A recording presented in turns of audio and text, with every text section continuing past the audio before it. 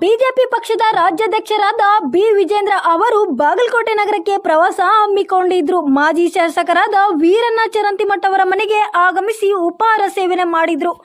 ನಂತರ sector number 35ರಲ್ಲಿ booth ಮಟ್ಟದ ಅಧ್ಯಕ್ಷರ ಮನೆಗೆ ಭೇಟಿ ನೀಡಿ ನಂತರ ಬಿಜೆಪಿ ಪಕ್ಷದ ಕಚೇರಿಯಲ್ಲಿ ಸುದ್ದಿಗೋಷ್ಠಿಯಲ್ಲಿ ಮಾತನಾಡಿ ರಾಜ್ಯದ ಪದಾಧಿಕಾರಿಗಳನ್ನು ಘೋಷಣೆ ಮಾಡುತ್ತಿದ್ದೇವೆ. ಅತಿ ಶೀಘ್ರದಲ್ಲಿ ರಾಜ್ಯದ ಎಲ್ಲ ಜಿಲ್ಲೆಗಳಲ್ಲಿ ಕಾರ್ಯಕರ್ತರ ಅಭಿಪ್ರಾಯ ಸಂಗ್ರಹಣೆ ನಡೆಯುತ್ತಿದೆ. ಜಿಲ್ಲಾಧ್ಯಕ್ಷರ ನೇಮಕಕ್ಕೆ ಅಭಿಪ್ರಾಯ ಸಂಗ್ರಹಣೆ ಮಾಡಲಾಗುತ್ತಿದೆ ಎಂದು ರಾಜ್ಯದ ಯಾವುದೇ ಜಿಲ್ಲೆಗೆ ಹೋದರೂ ಸಹ ಕಾರ್ಯಾಲಯಕ್ಕೆ ಭೇಟಿ ಹಾಗೂ ಬೂತ್ ಅಧ್ಯಕ್ಷರ ಮನೆಗೆ ಭೇಟಿ ನೀಡುತ್ತೇನೆ. ನಾವು ರಾಷ್ಟ್ರೀಯ ಅಧ್ಯಕ್ಷರಿಗೆ ಕೊಡುವ ಮಾನ್ಯತೆಯನ್ನು ಬೂತ್ ಅಧ್ಯಕ್ಷರಿಗೆ ಕೊಡುತ್ತೇವೆ ಎಂದರು.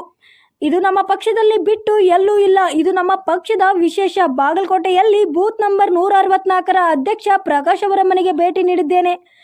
ಇದೇ ಸಮಯದಲ್ಲಿ ಮಾತನಾಡಿದ ಅವರು, ಕಾಂಗ್ರೆಸ್ ಸರ್ಕಾರ ರಾಜ್ಯದಲ್ಲಿ ಕಳೆದ 7 ತಿಂಗಳಲ್ಲಿ ಯಾವ ದಿಕ್ಕಿನಲ್ಲಿ ಸಾಗುತ್ತಿದೆ ಎನ್ನುವುದು ಸ್ಪಷ್ಟವಾಗಿದ್ದು, ರಾಜ್ಯದಲ್ಲಿ ಬರಗಾಲ ಸಂಕಟ ಇದೆ. 509 ಜನರು ರೈತರು ಆತ್ಮಹತ್ಯೆ ಮಾಡಿಕೊಂಡಿದ್ದಾರೆ. ರಾಜ್ಯದಲ್ಲಿನ ಬರಗಾಲಕ್ಕೂ ಕಾಂಗ್ರೆಸ್ಗೂ ಸಂಬಂಧ ಇಲ್ಲ ಎನ್ನುವ ಹಾಗೆ ಅವರ ನಡವಳಿಕೆ ಇದೆ ಎಂದು ಕಾಂಗ್ರೆಸ್ ಸರ್ಕಾರದ ವಿರುದ್ಧ ವಾಗ್ದಾಳಿ ನಡೆಸಿದರು. ತಮ್ಮ ಮೂಲಕ ರಾಜ್ಯದ ಜನತೆಗೆ ಒಂದು ವಿಚಾರವನ್ನು ನೆನಪು ಮಾಡಿಕೊಡೋದಕ್ಕೆ ಇಚ್ಛಪಡ್ತೇನೆ.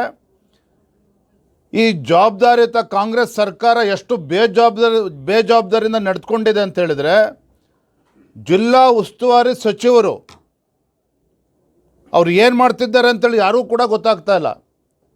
ಇಂಥ ಬರಗಾಲದ ಸಂಕಷ್ಟದ ಸಂದರ್ಭದಲ್ಲಿ ಉಸ್ತುವಾರಿ ಸಚಿವರು ಜಿಲ್ಲಾ ಪ್ರವಾಸ ಮಾಡ್ತಾರೆ, ಪರಿಸ್ಥಿತಿಯ ಬಗ್ಗೆ ಅವಲೋಕನ ಮಾಡ್ತಾರೆ, ಎಲ್ಲ ಜಿಲ್ಲಾ ಅಧಿಕಾರಿಗಳ ಸಭೆಯನ್ನು ಕರೆದು ಏನು ಸಮಸ್ಯೆಗೆ ಯಾವ ರೀತಿ ಸ್ಪಂದನೆ ಮಾಡಬೇಕು, ಏನು ಪರಿಹಾರವನ್ನು ಕೊಡಬೇಕು ಅಂತೇಳಿ ಸಮಾಲೋಚನೆ ಮಾಡ್ತಾರೆ ಅಂತ ಅಂದ್ಕೊಂಡಿದ್ದು. ಅದನ್ನು ಕೂಡ ಉಸ್ತುವಾರಿ ಸಚಿವರ ಕಡೆಯಿಂದನೂ ಆಗಿಲ್ಲ. ಬದಲಾಗಿ ಅಸಂಬದ್ಧ ಹೇಳಿಕೆಗಳು ಶಿವಾನಂದ ಪಾಟೀಲ್ ಅವರಿಂದ ಹಿಡಿದು ಮಂತ್ರಿಗಳ ಉದ್ದಟತನದ ಹೇಳಿಕೆಗಳನ್ನು ಕೂಡ ತಾವು ಗಮನಿಸಿದ್ದೀರಿ. ಅಂದರೆ ಒಟ್ಟಾರೆಯಾಗಿ ಹೇಳೋದಾದರೆ, ಈ ಹೊಸ ಸರ್ಕಾರ ಬಂದು ಏನು 7 ತಿಂಗಳಾಗಿದೆ, ಇದು ರೈತ ವಿರೋಧಿ ಸರ್ಕಾರ, ಬಡವರ ವಿರೋಧಿ ಸರ್ಕಾರ, ಕಿಂಚಿತ್ತು ಅಭಿವೃದ್ಧಿ ಬಗ್ಗೆ ಕಾಳಜಿ ಇಲ್ಲದೆ ಇರತಕ್ಕಂಥ ಸರ್ಕಾರ. ಕಾರಣ ಏನಪ್ಪ ಅಂತೇಳಿದ್ರೆ, ಯತ್ನಾಳ್ ಆದಿಯಾಗಿ ಯಾರೇ ಇರ್ಬೋದು ಅನ್ನೋದಕ್ಕಿಂತ ಹೆಚ್ಚಾಗಿ ಇನ್ಯಾರೂ ಕೂಡ ಉಳಿದಿಲ್ಲ. ಎಲ್ಲ ಹಿರಿಯರ ವಿಶ್ವಾಸಕ್ಕೆ ನಾನು ತೆಗೆದುಕೊಂಡಿದ್ದೇನೆ. ಒಬ್ಬರು ಇಬ್ಬರು ಸಣ್ಣ ಪುಟ್ಟ ಏನೇ ವ್ಯತ್ಯಾಸ ಇದ್ದರೂ ತಾವು ಕರೆದು ಮಾತನಾಡಿ ಅವ್ರದ್ದೇನೇ ಸಮಸ್ಯೆ ಇದ್ದರೂ ಕೂಡ ಬಗೆಹರಿಸಿ ಅನ್ನುವ ಮಾತನ್ನು ನಾನು ಕೂಡ ವರಿಷ್ಠರಲ್ಲಿ ಮಾತನಾಡಿದ್ದೇನೆ.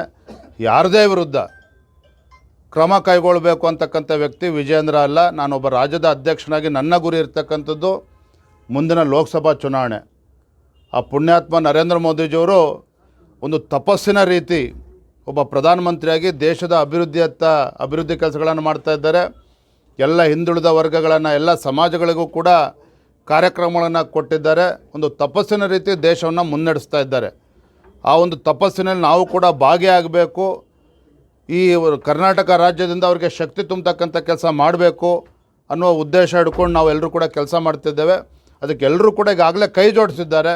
ಅವರು ಸಹ ಕೈ ಜೋಡಿಸ್ತಾರೆ ಅನ್ನೋ ವಿಶ್ವಾಸ ನಂಗೆ ಸಂಪೂರ್ಣವಾಗಿದೆ.